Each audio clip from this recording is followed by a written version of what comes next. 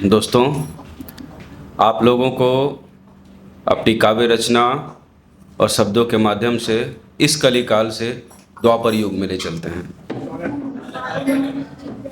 वहाँ जहाँ कुरुक्षेत्र में धर्म का रण सजा हुआ है, और वहाँ अर्जुन वैसे तो वीर थे, लेकिन मैच्योरिटी के तहत कौरवों की भयावह सेना को देख के डरे सहमे से दिख रहे हैं, और श्री कृष्ण से, हमारे भगवान माधव से कह रहे हैं।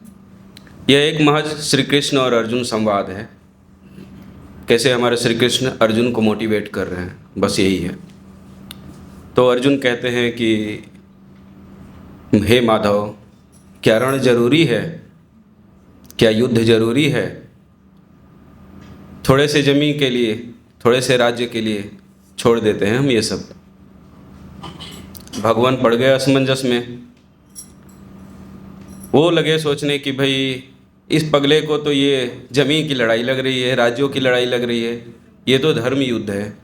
हमने इतने प्लानिंग्स किए, सब पे पानी फेर देगा। इसको कुछ हिम्मत का मास्टर डोज देना होगा, काइंड ऑफ। तो उन्होंने फिर डायरेक्ट फरमान जारी किया अर्जुन के पास। बोले कोई बात नहीं होगी, बस सीधा सीधा रण होगा। कोई बात नहीं होगी, बस सीधा सीधा रण होगा। कण कण में तू होगा, तेरा ही कड़कड़ होगा। कोई बात नहीं होगी, बस सीधा सीधा रण होगा। ब्रह्मांड सुने सारा मुझको, सकल संसार सुने सारा मुझको। या तो जय तुझको चूमे, या फिर तेरा मरण होगा। भगवान कह रहे हैं, ऐसा नहीं कि बस तुम जीत जाओ। भगवान की ये लालसा है कि तुम इतने पराक्रम से युद्ध करो कि विजय श्री खुद तुम्हारे चरणों में आके कहे हमें स्वीकारिए। तो भगवान वही कह रहे हैं कि या तो जय तुझको चूमे, या फिर तेरा मरण होगा, पर कोई बात नहीं होगी, बस सीधा सीधा रण होगा। अब फिर अर्जुन पड़ गए असमंजस में। अर्जुन सोच में पड़ गए कि अभी तक तो ये हमारे मित्र हैं, सखा हैं, गार्जियन हैं, भगवान हैं, इष्ट हैं, सब कुछ है। अब तक तो हम इनसे सिर्फ सजेशन मांग रहे थे, अब इन्होंने तो डायरेक्ट डिसीजन दे दिया है। अब इनको टाले तो कैसे टालें? टाल तो सकते नहीं थे, ना कह नहीं सकते, आज्ञा उल्लंघन हो जाती। तो उन्होंने बड़ी चतुराई से अपने आप को डरता हुआ दिखाया और कहा कि हे भगवान माधव, तनिक तो देखो, इधर कौरवों की लहलहाती हुई सेना है, कृपाचार्य हैं, द्रोणाचार्य हैं, पितामह भीष्म हैं, अंगराज हैं। क्या हम टिक पाएंगे? टिक पाएंगे इनके सामने? जीतना तो बहुत दूर की बात है। तो भगवान बोल रहे हैं कि अच्छा, मैं सबको कन्विंस करता हूँ, तू मुझे कन्विंस करने चला है, रुक।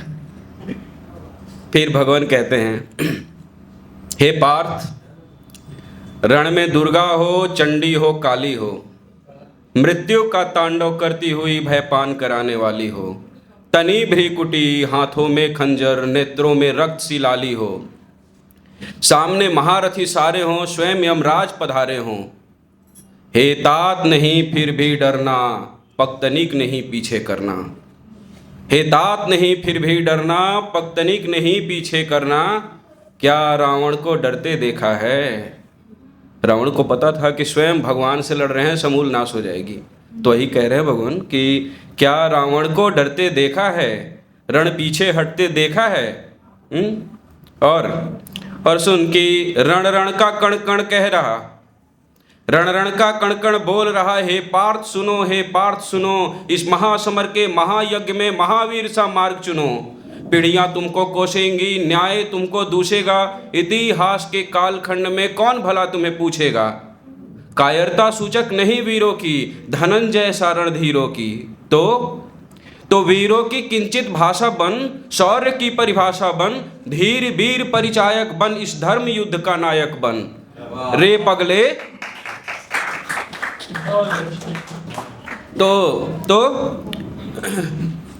तो इस धर्म युद्ध का नायक बन। रे पगले, स्वर्ग पुष्प वर्षाएंगे, गंधर्व जय घोष सुनाएंगे, फिर बोलो ये क्या कम होगा, जो ऐसा अलौकिक क्षण होगा।